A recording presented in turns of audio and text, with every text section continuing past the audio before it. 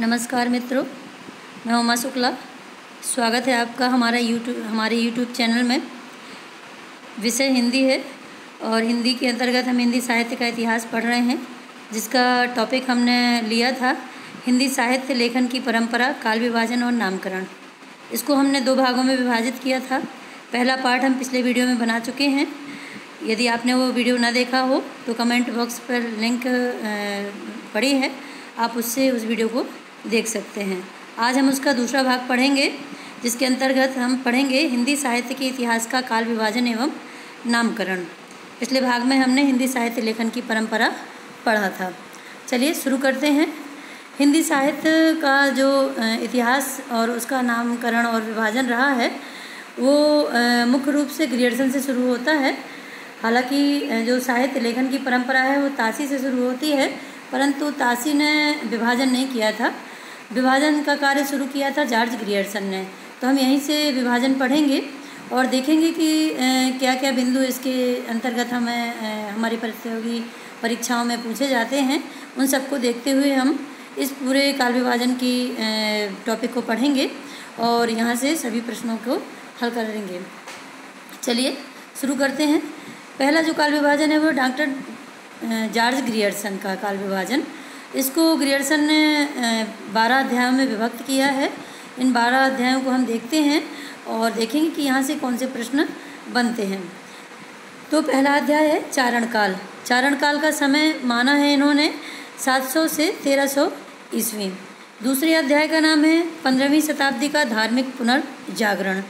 तीसरा अध्याय है जायसी की प्रेम कविता। चौथा अध्याय है ब्रज का कृष्ण संप्रदाय। 5वें अध्याय का नाम है मुगल दरबार। 6वां है तुलसीदास। 7वां अध्याय है रीति काव्य। 8वां है तुलसीदास के अन्य परिवर्ती। 9वां अध्याय है 18वीं शताब्दी।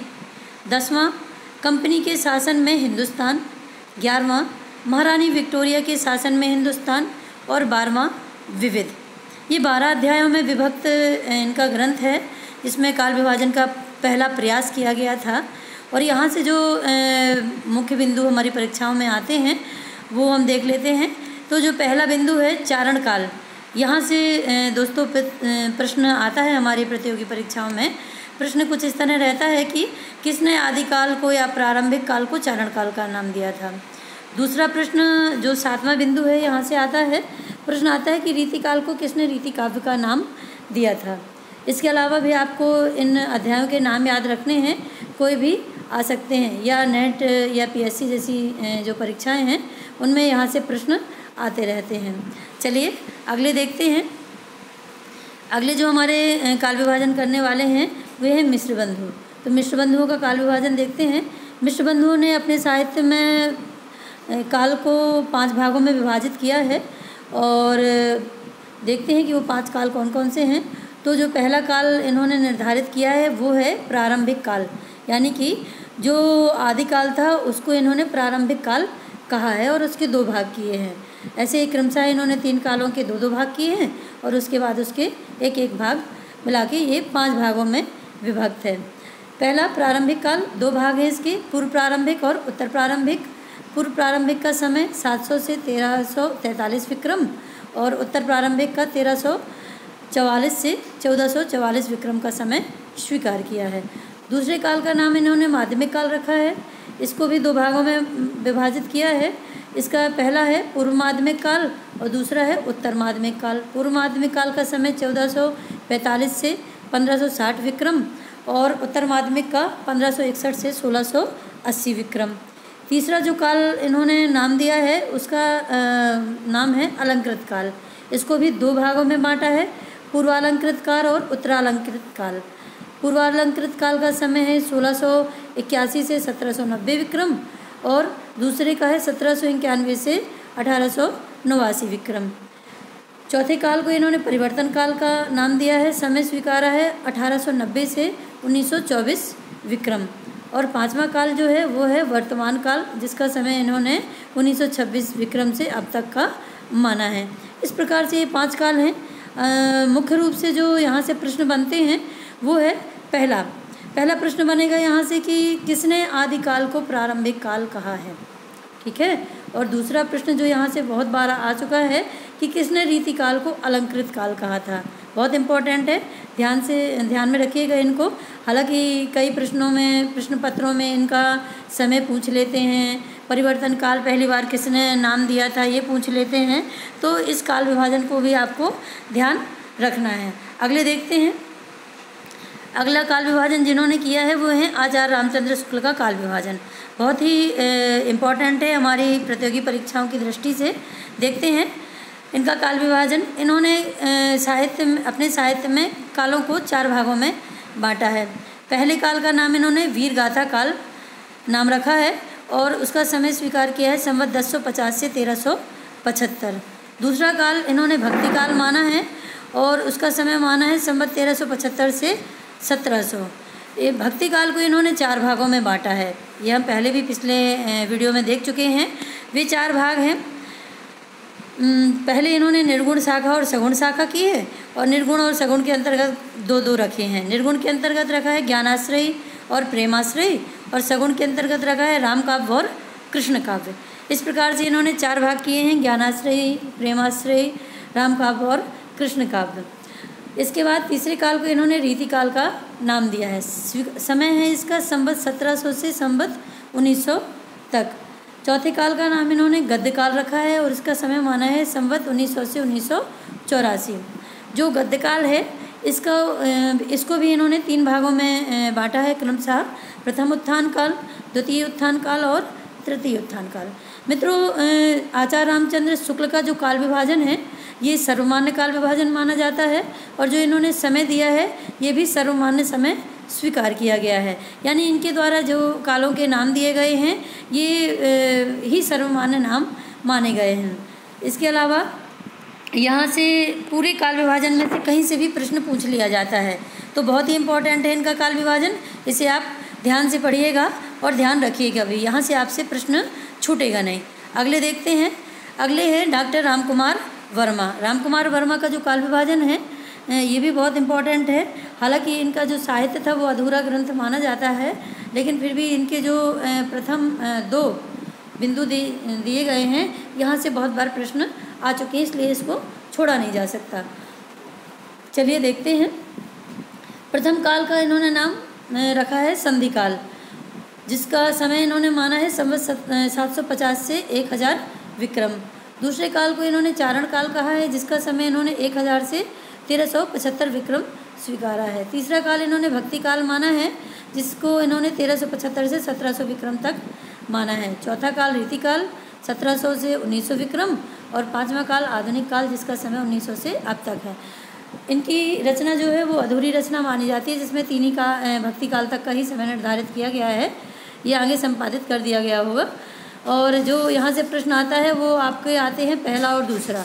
पहला कि आदिकाल को किसने चारण काल कहा है, ठीक है, आदिकाल को किसने संधि काल कहा है, तो संधि काल नाम दिया है रामकुमार वर्मा ने। हालांकि इन्होंने जो आदिकाल है उसके 2 भाग कर दिए थे, पहला संधि काल और दूसरा चारण काल।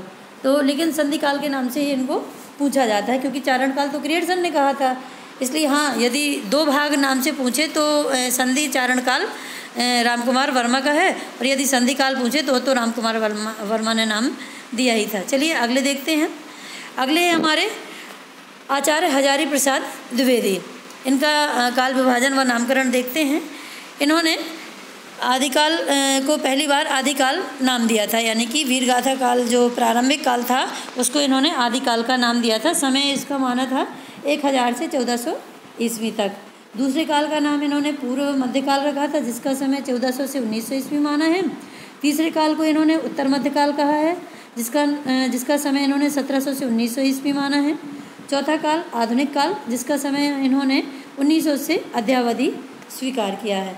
यहाँ से भी प्रश्न जो बहुत इम्पोर्टेंट है आता है कि किसने प्रारंभिक काल को आदिकाल का नाम दिया था, तो वो थे आचार्य हजारी प्रसाद द्विवेदी। चलिए आगे देखते हैं। अगला जो काल विभाजन है वो है डॉक्टर नगेंद्र का।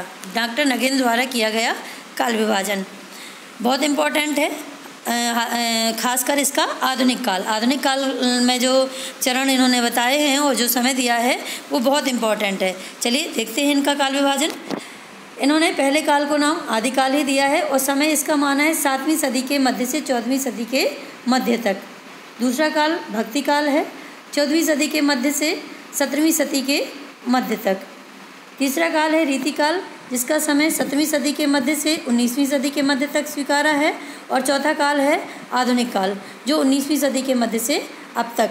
ये आधुनिक काल इनका बहुत इम्पोर्टेंट है। देखते हैं इन्होंने इसका क्या नाम दिया और क्या इसका समय स्वीकार किया है। आधुनिक काल को इन्होंने सबसे पहला जो चरण स्वीकार किया है वो है पुनर्जागरण काल।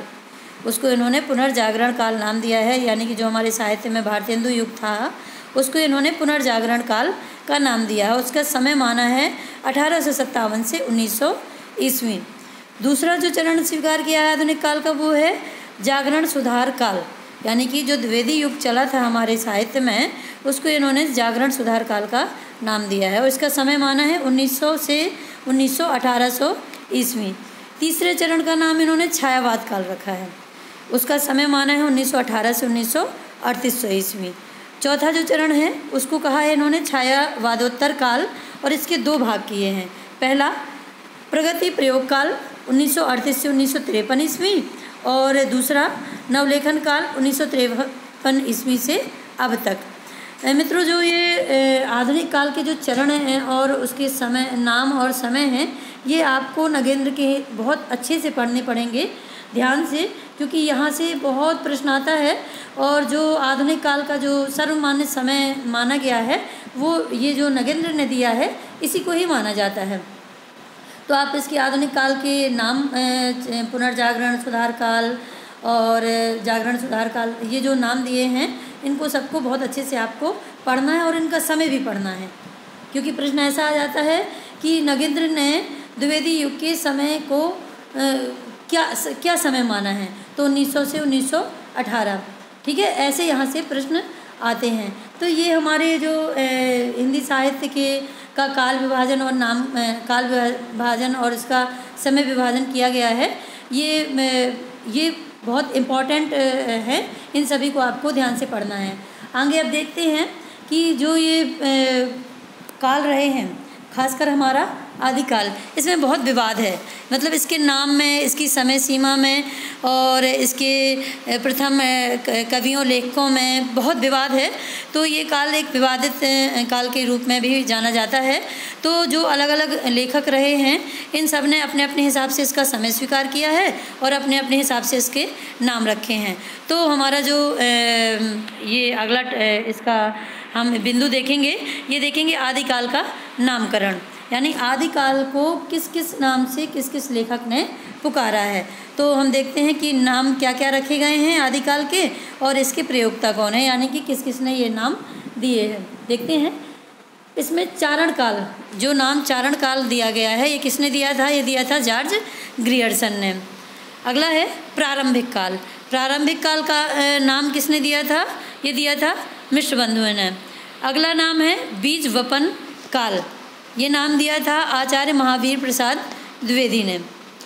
आदिकाल का अगला नाम है वीरगाथा काल।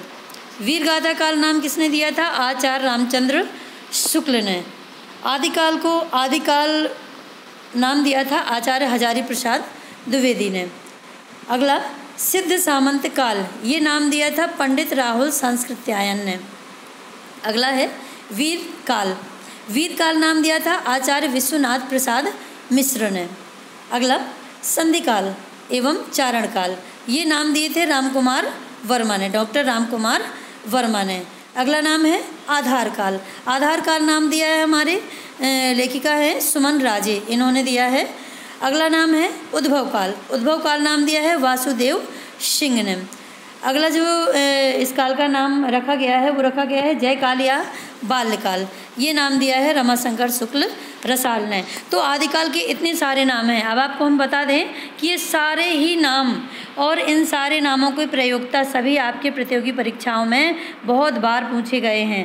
तो इन सब के नाम आपको अच्छे से पढ़ने हैं और इनके प्रयोक्ताओं के नाम भी ध्यान रखने हैं कि किसने क्या नाम दिया था। इसी क्रम में हम देखते हैं अगला बिंदु जो नामकरण में जहाँ पे विवाद आता है वो आता है रीतिकाल के नाम में। रीतिकाल के नाम में भी सभी जो साहित्य लेखक रहे हैं वो एक मत नहीं है, सब ने अपने अपने हिसाब से इसका नाम रखा है। हाँ, हालांकि इसके समय में ज़्यादा मतभेद नहीं है, लेकिन इसके नामकरण में मतभेद है। तो देखते हैं इसके नाम किसने क्या रखे हैं। पहला नाम रीतिकाव्य, रीतिकाव्य नाम दिया था जॉर्ज ग्रियर्सन ने। दूसरा नाम है इसका अलंकृत काल, अलंकृत काल इसको मिश्र बंधुओं ने कहा था। तीसरा इसका नाम जो रीतिकाल का नाम रीतिकाल ही आता है, ये नाम दिया था आचार्य रामचंद्र शुक्ल ने। चौथा नाम इसका जो अगला नाम इसका जो आता है रीतिकाल का वो मिलता है हमें श्रृंगार काल, और श्रृंगार काल नाम दिया था आचार्य विश्वनाथ प्रसाद मिश्र ने। अगला रीतिकाल का जो नाम मिलता है वो मिलता है कलाकाल। ये कलाकाल जो नाम दिया था वो दिया था रमाशंकर शुक्ल रसाल ने।